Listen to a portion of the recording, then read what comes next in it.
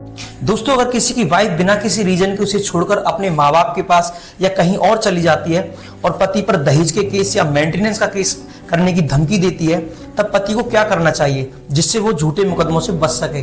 तो दोस्तों, सबसे पहले पति को अपनी पत्नी के पास हिंदू मैरिज एक्ट की सेक्शन 9 का एक लीगल नोटिस भेजना चाहिए। उसके बाद भी वह अगर नहीं आती है, तब वह पति इस सेक्शन के तहत कोर्ट में एक पिटीशन फाइल कर सकता है कि मेरी पत्नी बिना किसी वैलिड रीजन के मुझे छोड़कर चली गई है और मुझ पर झूठे मुकदमे करने की धमकी दे रही है, और कोर्ट से रिक्वेस्ट कर सकता है कि उसे ऑर्डर दिया जाए कि वो अपने हस्बैंड के पास वापस आ जाए। इसे कानून में वैवाहिक दायित्व का पुनर्स्थापन कहते हैं।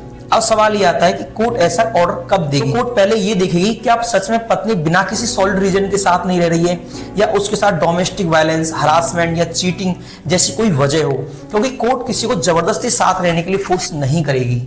लेकिन अगर वजह सिर्फ ईगो, गुस्सा या मिसअंडरस्टैंडिंग है, तो कोर्ट कहेगी आप दोनों हस्बैंड वाइफ हैं, साथ रहिए और रिलेशनशिप को बचाइए।